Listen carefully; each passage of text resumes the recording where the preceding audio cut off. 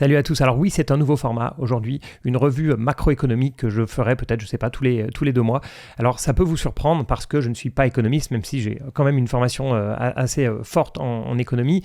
Vous avez l'habitude de me voir étudier des boîtes, avoir une stratégie bottom-up, c'est-à-dire que je cherche les meilleures entreprises du monde. Je suis tout le temps sur la plateforme Zone Bourse, à étudier des valeurs, à lire des transcripts de résultats, etc. Quand en ce moment on est en pleine saison de résultats, c'est justement ce qui m'occupe.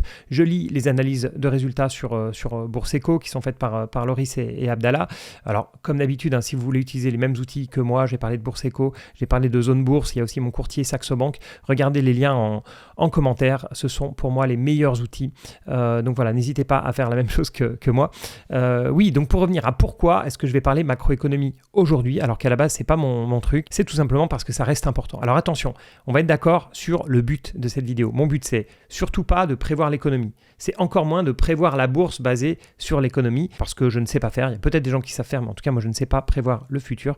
Donc, c'est pas ça mon but. Mon but, c'est tout simplement de comprendre le monde qui m'entoure, et ça aide pour le coup à prendre de meilleures décisions. Donc, on va le voir, il y a de l'économie, mais il y a aussi des grandes tendances qu'on va regarder vite fait, la démographie, le changement climatique, etc.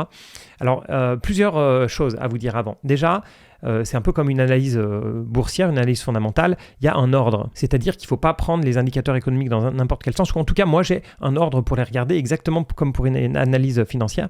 Et comme pour une analyse financière de boîte, finalement, ce que je vais faire aussi, c'est que je vais chaque fois prendre les mêmes indicateurs. Parce que je trouve qu'il n'y a rien de plus dangereux que de regarder une boîte uniquement en regardant sa croissance au début, et puis une autre juste s'inquiéter de sa dette, et puis la troisième regarder ses marges, et la quatrième est-ce que le PDG est bon, etc. Il faut avoir une checklist. En fait, c'est exactement ce que j'ai pour l'investissement en bourse. Ceux qui ont fait mes masterclass le savent bien. Et je vais faire la même chose en macroéconomie, c'est-à-dire que je vais à chaque fois regarder les mêmes critères. C'est ceux que je vous ai mis à l'écran. Et comme je vous le disais, il y a un ordre. Donc on va d'abord parler croissance économique. Ensuite, on va basculer sur l'inflation et les prix de l'énergie. Tout ça, ça va nous amener au bilan des banques centrales et au taux des banques centrales, vraiment indicateur important, ça l'a toujours été, mais c'est encore plus vrai en ce moment.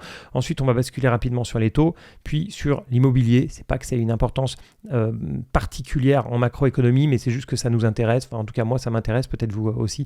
C'est toujours intéressant, puis on va voir que c'est quand même intéressant à regarder en ce moment. Ensuite, les tendances long terme, démographie, réchauffement climatique, ou plutôt changement climatique, j'aurais dû mettre, parce que c'est un peu plus large que le réchauffement.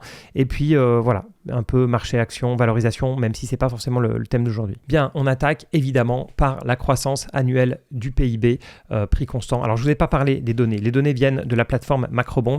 Alors, si les données sont fausses, ce n'est pas de la faute de Macrobond, c'est de ma faute, parce que Macrobond, je vous mettrai peut-être une vidéo, c'est un peu une Formule 1 de la macroéconomie. Donc, c'est assez compliqué à paramétrer. Donc, si les données ne sont pas bonnes, ce n'est pas qu'elles ne sont pas fiables, parce qu'il y a des milliers de sources dans Macrobond. C'est juste que je n'ai pas pris la bonne donnée. Il ne suffit pas juste de taper core inflation et de tomber sur le bon chiffre. C'est un petit peu plus compliqué que ça. Mais voilà, les données sont à jour. Je les ai updatées à l'instant.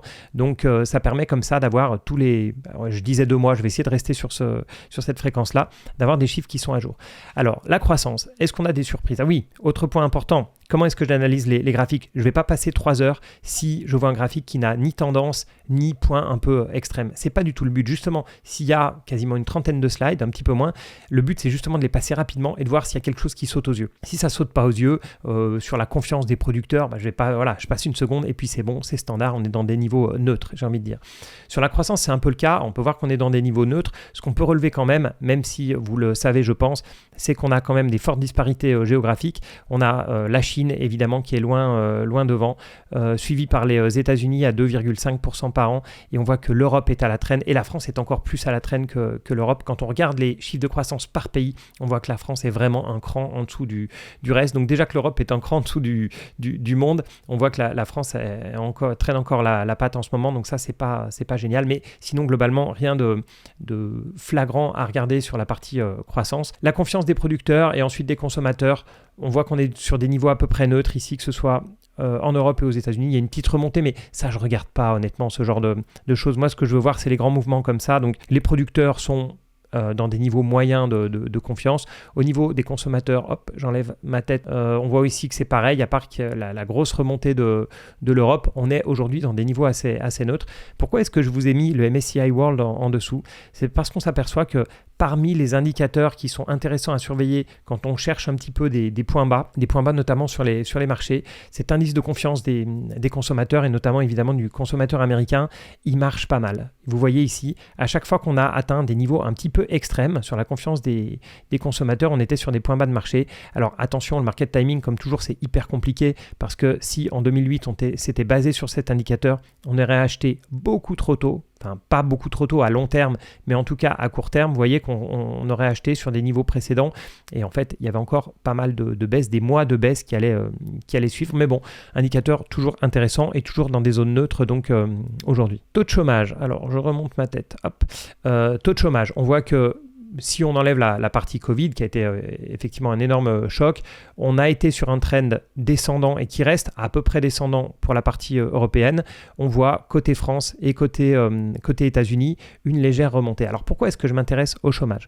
Et contrairement à ce qu'on peut penser, la pensée dominante et qui est aussi la mienne à l'heure actuelle, c'est qu'un taux de chômage qui s'accroît n'est pas forcément mauvais signe. En fait, c'est plutôt une réduction du chômage qui est mauvais signe. Pourquoi? Le marché, son interprétation, c'est surtout au niveau de l'inflation. C'est que le marché a peur de l'inflation avant tout en ce moment. Inflation et donc remontée des taux des banques centrales. Donc, si ça commence à se tendre un petit peu sur le marché de l'emploi, tendre pour ceux qui cherchent un emploi, ça peut vouloir dire que l'inflation va être un peu plus faible. Et à l'inverse, si les entreprises se battent pour trouver des emplois, ça peut faire monter les salaires et donc l'inflation. On voit ici que le chômage américain n'est pas sur des niveaux plus bas. On a eu des plus bas après le Covid. Mais moi, c'est autre chose que je regarde. Vous allez le voir quand on va parler démographie. Moi, une des choses qui m'inquiète, notamment en Europe, c'est le manque de main-d'œuvre. Le manque de main-d'œuvre, il peut vraiment faire mal aux États-Unis, mais surtout en Europe. Et ça se surveille aussi au travers du taux de chômage. Donc, on voit qu'en Europe, notamment à cause du vieillissement de la population, on a un taux de chômage qui est extrêmement bas. Il ne faut pas toujours se réjouir d'un taux de chômage, c'est pas forcément parce que l'Europe a une production incroyable et puis arrive à embaucher tout le monde, c'est aussi qu'il y a moins de gens qui cherchent du travail et qui sont actifs sur le marché du travail. Slide suivant, il est purement américain celui-ci et il montre justement cette fameuse relation entre chômage et salaire. Vous avez en bleu foncé le chômage et en rouge le salaire et on voit clairement que quand le chômage diminue, comme ici, on voit les salaires qui ont tendance à augmenter, enfin même fortement tendance à augmenter, et c'est corrélé quasi parfaitement négativement, en tout cas aux États-Unis. Pourquoi ça se voit beaucoup moins en France et en Europe? Vous le savez, on a un SMIC, on a des contrats de travail qui sont des CDI, qui sont long terme, etc. Donc il y a une inertie qui est énorme sur le salaire et entre salaire et chômage. Donc on n'a pas des courbes aussi belles qu'aux États-Unis, mais aux États-Unis c'est clair. Donc c'est pour ça que le chômage permet clairement de surveiller une des grosses part de l'inflation qui est le salaire. Et on le voit ici que les salaires ont eu tendance à baisser depuis quelques années, depuis 2022 maintenant, mais avec cette remontée qui était liée donc à cette baisse du chômage, maintenant que le chômage se tend un petit peu aux États-Unis, voilà, ça peut faire une petite crainte du côté de l'inflation. Et justement, on y arrive à cette inflation. L'indicateur que j'ai choisi, c'est le core inflation, c'est-à-dire l'inflation hors alimentation et hors énergie. Notamment l'énergie, c'est ce qui est le plus volatile, si vous voulez. Donc ça peut faire bouger les chiffres assez rapidement, mais j'en parlerai dans le slide d'après. On voit que on s'est bien calmé. On s'est bien calmé post-Covid, à part la Chine qui apparemment, alors j'aime pas dire que les Chinois mentent tout le temps, mais bon, apparemment a assez peu subi de l'inflation, ou plutôt on la voit cette inflation suite au Covid, mais en fait on a un gros trend déflationniste en Chine qu'on n'a pas chez les autres. Et ça c'est vrai, c'est dû à pas mal de facteurs, mais la Chine a beaucoup moins de problèmes d'inflation que les autres. On voit qu'ici en jaune, la France a l'inflation qui continue de baisser, mais aux États-Unis et en Europe, on voit que l'inflation commence à se stabiliser à des niveaux quand même beaucoup plus élevés qu'avant. Avant, on était sur des niveaux de 1% d'inflation en Europe, plutôt autour de 2% d'inflation aux États-Unis. Ça, c'était la norme depuis des années. Et d'ailleurs, pour les 2%, c'était même la cible des banques centrales. Or, en ce moment, ça commence à se stabiliser autour des 3%. Et ça, c'est un énorme point. Pourquoi? Parce qu'il y a cette grosse incertitude sur les banques centrales sont pour le moment OK avec un taux d'inflation à 3%, mais ça reste quand même un petit peu élevé par rapport à leurs habitudes et elles aimeraient bien quand même que l'inflation soit un petit peu inférieure. Donc ça peut laisser entendre qu'il faudrait peut-être relever un petit peu les taux pour ralentir un petit peu cette hausse des prix. C'est ce qu'on va voir par la suite. Alors d'où vient cette inflation ? J'aime beaucoup ce graphique, c'est la contribution à l'inflation du côté des États-Unis. Et d'une manière générale, ce qui contribue à l'inflation, et on le voit là très récemment, c'est donc le rouge. Le rouge, qu'est-ce que c'est ? C'est le logement. Bah ouais, le logement américain est extrêmement cher. Le bleu, qui est ici le transport, on voit que ça a été le facteur qui a fait exploser l'inflation aux États-Unis, mais ça s'est beaucoup calmé depuis. Et pareil, l'alimentation ici en vert, ça n'a pas beaucoup participé à la hausse de l'inflation pendant le Covid. Alors, d'où viennent ces 3% d'inflation aujourd'hui par rapport aux 2% d'inflation post-Covid ? Ce qui a explosé, la couleur qui a explosé, c'est le housing, c'est le logement. Donc on voit que c'est le logement qui maintient l'inflation américaine à un prix élevé, ce qui est quand même embêtant parce qu'on le voit, il y a une inertie assez forte sur le logement, beaucoup plus que sur tout ce qui est le transport par exemple, qui est extrêmement volatile en fonction des prix du pétrole. Justement, on y arrive à ces prix du pétrole. Alors ici, j'ai mis deux choses. J'ai mis la production de pétrole ici et j'ai mis le prix du pétrole. Ce qui est intéressant, c'est de voir que oui, énergie fossile, etc., ça fait la une partout, on essaie de réduire, mais la production, elle ne se réduit pas. On est sur des niveaux qui sont historiquement élevés. Donc, comme toujours, il y a cet effet qui fait que plus on a d'énergie disponible, plus on la dépense, cette énergie. Donc, c'est pas parce qu'on passe aux véhicules électriques, c'est pas parce que le monde s'électrifie, que ce soit pour le chauffage, pour beaucoup d'autres choses, que la production de pétrole et la consommation de pétrole diminue.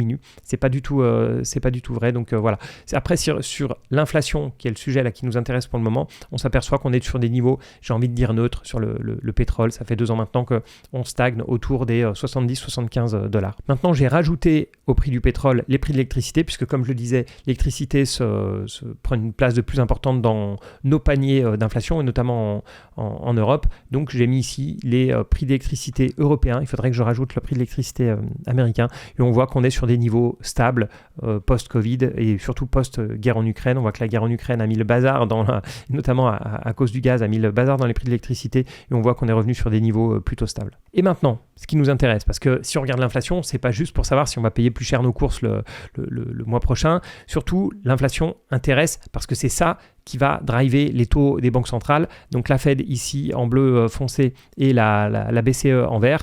Et c'est ça qui va avoir un énorme impact sur les marchés boursiers. Donc l'ordre est, on regarde d'abord la croissance, après il y a un gros point inflation. Pourquoi inflation, chômage, etc. Justement pour savoir ce que vont faire les banques centrales. On n'essaye pas de prédire évidemment. Alors comme d'habitude, on voit que la Fed, les Américains sont beaucoup plus réactifs, ils s'adaptent beaucoup plus vite que la Banque Centrale Européenne. Pourquoi est-ce que je dis ça ? Parce que les deux banques étaient parties pour baisser les taux. Voilà, l'idée c'était l'inflation est derrière, on baisse les taux fortement puisqu'on va retourner à nos niveaux entre guillemets normaux. Et comme je vous l'ai montré juste auparavant, on voit que on se stabilise à un niveau qui est quand même beaucoup plus élevé. 3%, c'est pas 2%. Enfin, même en Europe, on était plutôt à 1,5%. Donc, se stabiliser autour de 3%, c'est quand même loin d'être la même chose. Donc, on voit que les attentes du côté américain ont été fortement revues à la hausse, entre guillemets. Donc, il y a toujours une baisse qui est prévue par le marché des futurs, par les intervenants, mais une baisse beaucoup moins rapide, alors que l'Europe, continue, que l'inflation baisse un peu moins vite que prévu. Ça leur fait rien du tout. Donc, ils continuent à baisser leurs taux. Ça, c'est quelque chose que je remarque, mais tout le temps. Et si vous regardez sur le graphique, ça se voit bien. À chaque fois, l'Europe a un cran de retard. C'est-à-dire que les États-Unis vont commencer à baisser leurs taux largement avant, plus vite et plus fort en gros que l'Europe. Quand il s'agit de remonter les taux, ils le font aussi beaucoup plus vite et beaucoup plus fort. On voit là en 2004, ils remontent les taux pour calmer un peu notamment le bouillonnement du marché immobilier bien avant l'Europe. C'est pareil pendant la crise de 2008, ils sont extrêmement réactifs pour baisser les Fed Funds, là où l'Europe continue à faire encore une petite hausse de taux là, sur la fin 2008. On voit qu'ils sont quand même un peu à l'ouest. Même chose ici, en 2011, ils essayent, mais bon, alors qu'on est vraiment dans l'ère des taux bas. Pareil, ici, on voit la Fed qui va essayer de freiner un petit peu l'économie américaine et l'inflation à un moment où l'Europe ne fait rien. Et puis, bien sûr, Covid, guerre en Ukraine, c'est là où on voit que les Américains ont été beaucoup plus rapides et beaucoup plus forts. Et là, à nouveau, cette inertie de l'Europe, ce qui n'est pas pour moi une super nouvelle. Maintenant, du côté des banques centrales, du bilan des banques centrales, parce qu'on a regardé les taux, mais vous savez, c'est pas la seule manière d'intervenir pour les banques centrales. Avant, c'était le seul moyen. Avant, vous voyez, en gros, avant 2008, hors Chine, globalement, les bilans n'étaient pas vraiment utilisés par les banques centrales pour agir sur les taux courts ou sur les taux longs. On voit que depuis, il y a eu le quantitative easing, donc c'est ça dont on parle. Les banques centrales se sont mis à acheter énormément de titres sur le marché. Et là, et pour moi, c'est une bonne nouvelle, ils vendent les titres, ils réduisent leur bilan parce que les bilans avaient atteint des montants vraiment complètement fous. Donc, de ce côté-là, rien à dire. On voit une stabilisation côté européen, voire même une petite remontée, alors que du côté américain, on a toujours cette volonté de baisser le bilan. Bien, variation du bilan des banques centrales, je passe, c'est la même chose. Au niveau des taux, les taux chinois qui continuent à baisser, et rien de spécial à dire sur les taux américains et européens ou français, mais ils restent élevés. Voilà, c'est ça moi que je retiens, c'est que les taux restent élevés, on se stabilise à des niveaux qui sont quand même des vieux niveaux. Si on prend du côté européen par exemple, allemand-français, on est sur des niveaux de 2011-2012. Et ça vous parle peut-être pas, mais en 2011-2012, on était quand même sur des niveaux de crise européenne, de dette grecque, etc. Donc on était quand même en situation de crise. Donc les taux restent sur des niveaux qui restent relativement élevés, mais c'est évidemment expliqué par cette fameuse inflation dont on vient de parler. Maintenant, un petit coup d'œil sur la courbe des taux américaine. Alors la courbe des taux, je vous rappelle, ça nous montre à un instant donné, donc là, en ce moment, on est sur la courbe rouge. Ça nous montre les taux en fonction de la durée de prêt ou de la durée d'emprunt. On a les taux 1 mois, 3 mois, 6 mois, etc. Une courbe des taux normale, elle est croissante parce que vous savez que si vous empruntez à 1 an, vous allez payer un taux d'intérêt qui est inférieur à si vous empruntez pour 10 ans. Et c'est bien normal en tant que prêteur, si votre argent est immobilisé pendant 10 ans, vous allez demander plus d'argent, plus de taux d'intérêt si vous voulez que s'il est immobilisé 1 an. Et si les taux d'intérêt sont égaux, vous avez intérêt à prêter 1 an, puis 1 an, puis 1 an, puis 1 an, 10 fois, plutôt que de prêter une seule fois à 10 ans. Comme ça, tous les ans, vous pouvez regarder si l'emprunteur est toujours valide, ce qu'ont fait les taux d'intérêt, etc. Donc, on est d'accord, une courbe des taux, normalement, c'est croissant. Et si vous regardez la courbe des taux de l'été dernier, donc celle en pointillé ici, on est en août 2024, on voit que la courbe est descendante. Pourquoi ? Parce que ici, à court terme, on a une forte inflation. Et donc, pour lutter contre cette forte inflation, on l'a vu juste avant, les banques centrales vont mettre des taux très élevés pour calmer l'économie, pour la refroidir un petit peu et pour baisser cette inflation. Et le marché pense que ça va marcher justement. Le marché pense que cette politique va être efficace. Donc, le marché, à court terme, a des taux très élevés, mais ils savent bien que à long terme, on va plutôt être dans des taux de 4%, même si à un mois, ils prêtent plutôt à 5 ou 5,25%, même 5,5%. Ça s'est repentifié, c'est-à-dire qu'on est revenu dans une situation beaucoup plus normale. Et aujourd'hui, on a une courbe qui est quasi plate. Donc, le marché anticipe toujours que oui, on a des taux courts élevé, mais ça va avoir un effet globalement sur l'inflation et donc ça va calmer un petit peu l'inflation à court terme. Pour ceux qui se demandent pourquoi est-ce que, si vous avez de l'argent à placer par exemple, pourquoi est-ce que certains placent quand même à 20 ans ou 30 ans, sachant qu'on a le même taux à court terme, l'énorme différence, et ça c'est important de le garder en tête, c'est que quand vous achetez par exemple des obligations à 20 ans, vous allez bloquer le taux, vous allez loquer le taux à par exemple 4,5%. Ça veut dire que si il n'y a pas de faillite, rien du tout, vous allez réellement toucher 4,5% par an jusqu'à la fin, et si vous tenez jusqu'à la maturité. Alors que le taux de 4,5% que vous pouvez avoir sur du court terme aujourd'hui, si les taux baissent dans le futur, votre fonds monétaire ou je ne sais quoi va plus toucher du 4%, il va retomber à 1% comme on l'avait auparavant. Ce n'est pas parce que le taux est le même aux États-Unis, donc entre 4,25 et 4,5% entre du 1 mois et du 30 ans, que la décision d'investir sur 1 mois ou sur 30 ans, elle n'est pas importante. Évidemment, ça n'a rien à voir et vous n'avez surtout pas la même duration, c'est-à-dire pas le même risque de taux d'intérêt. Et bien sûr, plus vous investissez sur du long terme, sur du 10 ans, 20 ans, 30 ans, donc par exemple au travers d'ETF obligataires 10 ans, 20 ans, 30 ans, plus vous avez un impact des taux d'intérêt qui va être extrêmement fort. Donc si les taux d'intérêt baissent, l'ETF va monter et inversement. Voilà, toujours bon de faire un petit retour sur cette courbe des taux US, surtout pour voir à quel point elle a beaucoup évolué. Bien, maintenant, un petit coup d'œil sur les dettes publiques. Alors, on a les États-Unis 121% du PIB, l'Europe 111%, la France 111%, et puis l'Europe à 80%. Pourquoi est-ce que ce graphe est intéressant? Pour voir que les dettes publiques montent toujours en pourcentage du PIB, oui c'est vrai, mais surtout, en tant qu'Européens, et encore plus en tant que Français, on s'imagine que l'Europe c'est la catastrophe en termes de dette publique, la France évidemment c'est une catastrophe, mais on a tendance à oublier que les États-Unis ont fait exploser leur dette. Vous voyez, si je prends les États-Unis et la France, en 2010, on était à peu près sur des niveaux similaires, et depuis, les États-Unis ont pris le large. On pense souvent à Emmanuel Macron, le quoi qu'il en coûte, enfin pas le quoi qu'il, voilà, etc. On signe des chèques à tout le monde, etc. Mais il faut bien avoir conscience qu'aux États-Unis, non seulement ils ont fait la même chose, mais ils l'ont fait beaucoup plus fort, et que c'est pas le cas en Europe. Ça, c'est important de le signaler. L'Europe a réussi à baisser sa dette en pourcentage du PIB, par exemple, par rapport aux années 2013, 2014, 2015. Donc la France est un des mauvais élèves de l'Europe, si vous voulez, mais les États-Unis, c'est encore pire. Ils ont vraiment une situation d'endettement qui est compliquée. Maintenant, on arrive à la dette publique par pays, cette fois-ci en monnaie, non plus en pourcentage du PIB et en monnaie. Et je trouve que c'est presque encore plus flagrant de voir à quel point l'Europe est bien en dessous des États-Unis et à quel point la France est un mauvais élève. France en rouge, États-Unis en bleu, Europe ici en violet. Pourquoi l'Europe a beaucoup moins de dettes que les États-Unis? Parce que non seulement ils ont un pourcentage du PIB, on a vu, qui est beaucoup plus faible, à 80% du PIB contre 120 pour les États-Unis, mais en plus, évidemment, on a un PIB qui monte moins fort. Donc, quand on regarde la dette, on a une dette qui est quand même relativement sage par rapport aux États-Unis. Et c'est ça que je trouve intéressant dans ces deux graphiques, c'est vraiment se dire, les États-Unis, on voit ça un peu comme l'Eldorado, en tout cas en termes boursiers depuis quelques temps, mais au niveau de la dette, il y a quand même un souci. Bien maintenant, petit tour vers l'immobilier résidentiel. Comme je vous le disais, c'est pas forcément que ce soit important pour des investisseurs boursiers, mais il y a un truc que je trouve intéressant. On s'aperçoit que la France a eu un petit recul, évidemment, suite à la hausse des taux. En Europe, il est un petit peu moins marqué. Mais ce que je trouve intéressant, c'est qu'on pense souvent en France en termes de bulle immobilière. Beaucoup de gens qui disent il y a une bulle, ça se dégonfle même pas, les prix restent élevés, etc. Oui, les prix sont élevés en ce moment. Mais ce qu'on oublie, c'est qu'aux États-Unis, les prix ont complètement explosé. C'est la hausse de l'immobilier américain est complètement incroyable, et la hausse des taux suite au Covid et à la guerre en Ukraine n'a pas réussi à calmer cette hausse. Et quand on est investisseur dans la bourse américaine comme moi, le graphique d'avant avec la dette, celui de l'immobilier maintenant, ça fait toujours un peu tiquer. Et ma conclusion en regardant, parce que je sais pas, est-ce qu'il y a d'autres graphiques qui vont m'intéresser? Ouais, moins. On va dire que déjà ma conclusion à ce stade sur les États-Unis, c'est que leurs entreprises sont magnifiques. Leurs entreprises ont une superbe croissance, leurs entreprises ont des super marges, sont finalement pas si endettés que ça, même relativement faiblement endettés, surtout les gens de la tech qui ne sont pas endettés, etc.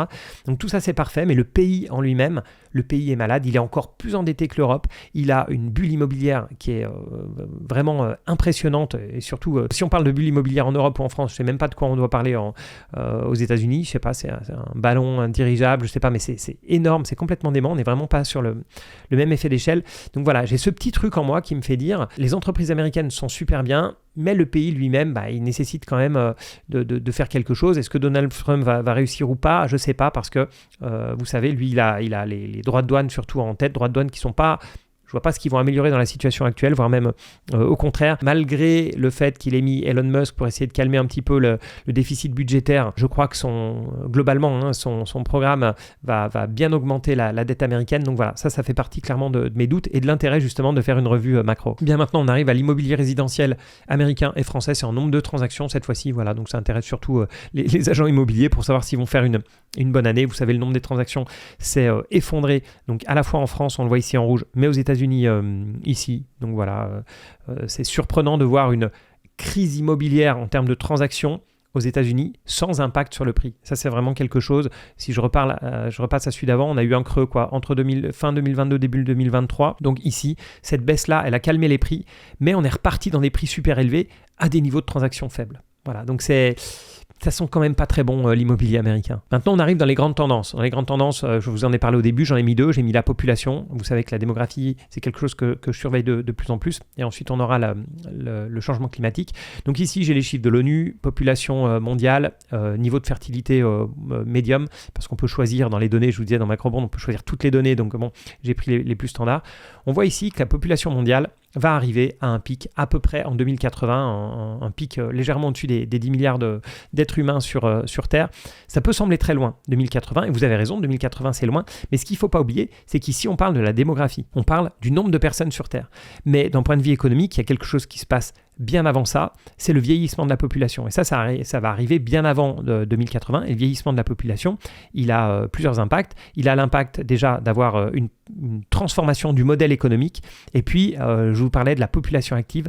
Et ça va avoir un gros impact bien avant 2080. On peut compter un temps moyen à la retraite, entre guillemets, autour de 15 ans ou un petit peu plus. Ça veut dire que dans toutes les zones géographiques, avant de voir cette courbe décliner, on aura un problème à peu près 15 ans avant. Alors ici, la population mondiale, elle met un peu le bazar sur le graphique. On ne voit pas trop ceux sur les régions qui sont en dessous.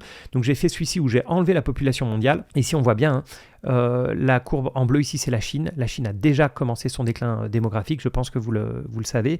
On a l'Europe ici en violet qui commence qui est à peu près à son pic de population. Ce qui veut dire, je vous le rappelle, qu'on a eu le vieillissement de population avant, donc on a un problème de main-d'œuvre. C'est ça qu'on constate aussi en France, notamment, mais en Europe aussi. Et évidemment, j'ai quand même rajouté l'Inde. L'Inde, c'est ça qui repousse autant le pic de population mondiale. L'Inde qui va avoir un pic de population bien plus tardif. Cette méga tendance de la population mondiale, c'est quelque chose à prendre en compte. Vous savez, on est toujours en train de se baser sur des chiffres.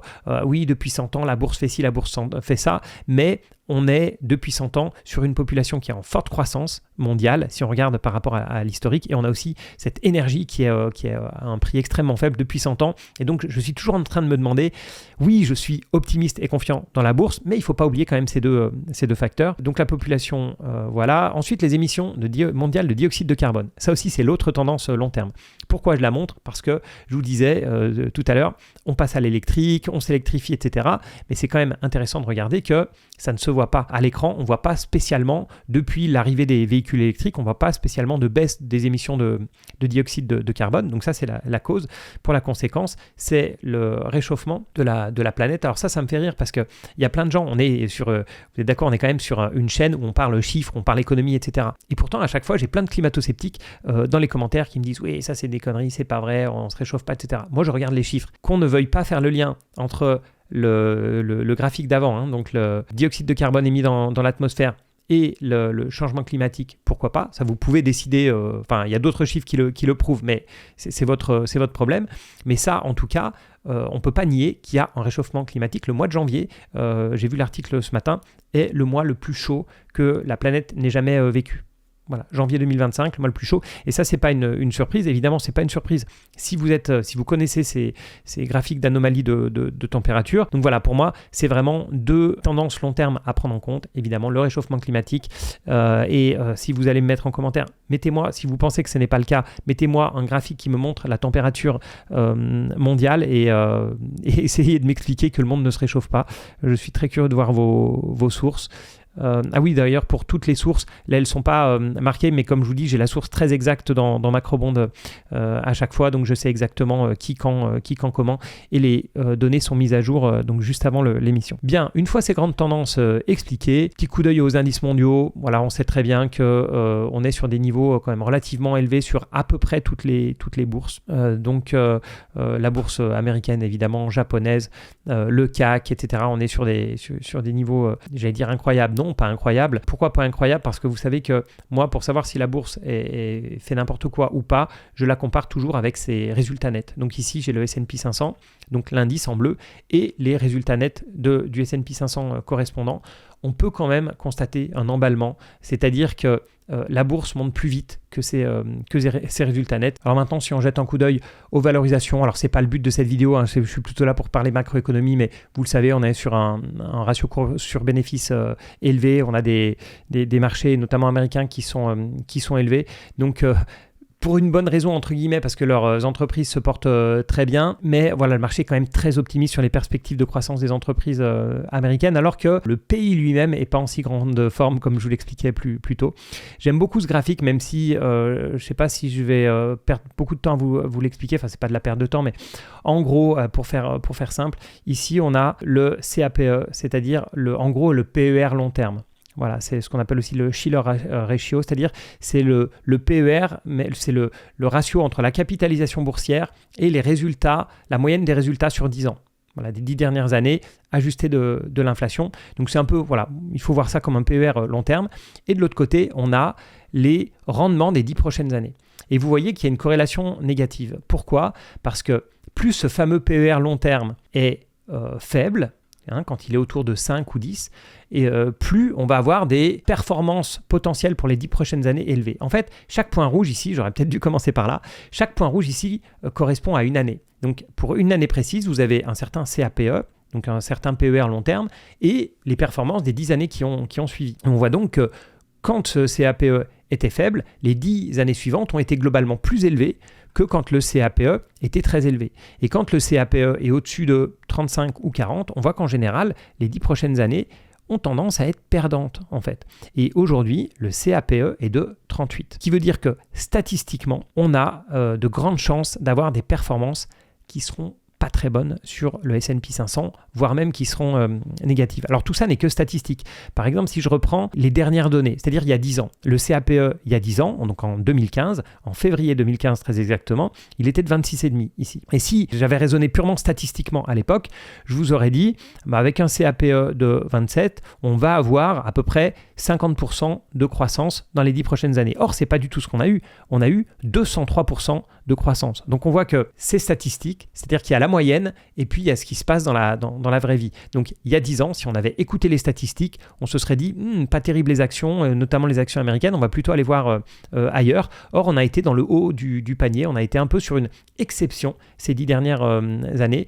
Est-ce que ce sera la même chose pour la suite ? Je ne sais pas, mais c'est pour ça que je surveille très fortement les marchés américains. Et franchement, ça ne me dérangerait pas aujourd'hui de baisser un petit peu mon exposition à la bourse américaine pour pas mal de raisons, mais la principale étant celle-ci. On atteint quand même des niveaux de valorisation relativement élevés et on ne sait pas du tout si on aura à nouveau une nouvelle exception, mais il paraît quand même difficile, basé sur les niveaux actuels, de faire aussi bien que les 10 dernières années. Ça paraît même statistiquement quasi impossible d'être à 38 de CAPE ici et d'atteindre encore 200% de performance sur les 10 prochaines années. Et je termine par un dernier graphique qui lui est plutôt un graphique optimiste, enfin il m'en reste deux, graphique optimiste qui est la probabilité d'avoir des rendements positifs sur le S&P 500 quand on détient les titres 1 an, 2 ans, 10 ans ou 15 ans. Et on voit que plus on investit à long terme, plus on a une probabilité qui finalement est proche de 100% au bout de 15 ans, d'avoir un rendement positif. Mais, il y a un gros mais, c'est que ça c'est vrai pour les États-Unis, mais c'est pas vrai pour toutes les zones géographiques. On voit ici qu'il y a toujours la même courbe en bleu que précédemment, c'est-à-dire que plus on détient longtemps, plus dans des actions américaines, plus on a une probabilité forte d'atteindre un rendement positif. C'est la même chose pour la courbe rouge qui est l'Australie, qui est historiquement le marché financier qui a le mieux performé avec l'Afrique du Sud, mieux que les États-Unis. Et puis il y a d'autres pays où c'est plus du tout le cas. On voit que le Japon, c'est pas du tout le cas. Donc on le voit, ça vaut le coup de parier sur le bon cheval qui était historiquement, qui a toujours été les États-Unis, et c'est toujours le cheval sur lequel je parie aujourd'hui. Mais je me méfie. Voilà, je me méfie. Je regarde vraiment ça comme l'eau sur le feu. Est-ce que j'ai un autre graphique de prévu derrière ? Mais je ne crois pas parce que ça fait quand même longtemps que je vous parle. Et merci beaucoup pour ceux qui ont tenu jusqu'au bout. Mais voilà, ça donne toujours une vision intéressante. Ça remet un peu l'église au milieu du village, comme on dit. Ça permet de voir un peu où on en est le monde. Et je trouve ça sympa aussi de rajouter l'immobilier, la démographie, des choses un petit peu différentes qui nous permettent de voir le monde de manière un petit peu différente. Évidemment, en commentaire, mettez-moi votre vision du monde, qu'est-ce qui vous inquiète en termes de zone géographique, de type d'actifs, actions, obligations, private equity, immobilier, peu importe, mettez-moi un peu ce que vous imaginez être le monde dans les 5 ou disons 10 prochaines années. Voilà, merci encore et puis à bientôt pour d'autres vidéos. Ciao.